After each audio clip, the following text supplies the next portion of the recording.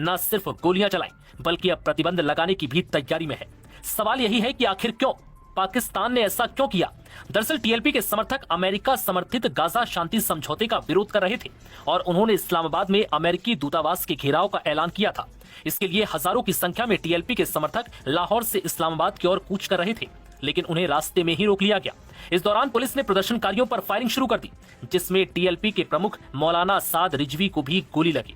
और ये सब ट्रंप को खुश करने के लिए किया गया, क्योंकि पाकिस्तान नहीं चाहता कि किसी भी हाल में ट्रंप पाकिस्तान से नाराज हो।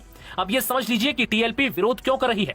अमेरिका के राष्ट्रपति डोनाल्ड ट्रंप ने 29 सितंबर को एक 20 सूत्रीय योजना का अनावरण किया, जिसमें इजरायली प्रधानमंत्री बेंजामिन नेतन्याहू भी उनके साथ मौजूद थे। इस योजना का उद्देश्य गाजा पर इजराइल के 2 साल से चल रहे युद्ध को समाप्त करना था। इस योजना को बाद में 13 अक्टूबर को पाकिस्तान समेत कई देशों ने समर्थन दिया। इसमें यह शर्त रखी गई कि युद्ध को समाप्त करना होगा। 7 अक्टूबर से गाजा में हमास द्वारा बंदी बनाए गए सभी लोगों, जिनमें जीवित और मृत सब शामिल थे, 72 घंटों के भीतर इन्हें वापस कर दिया जाएगा और फिलिस्तीनी कैदियों को रिहा कर दिया जाएगा।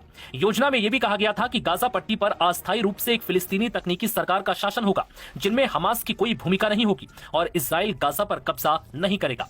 ट्रंप की घोषणा के बाद टीएलपी ने मार्च करने की अपनी मंशा जाहिर करते हुए कहा कि वो इस शांति समझौते को स्वीकार नहीं करती। पार्टी ने शांति समझौते को फिलिस्तीनी लोगों को अधीन करने की साजिश बताया। टीएलपी और उसके प्रमुख साद हुसैन रिजवी के अनुसार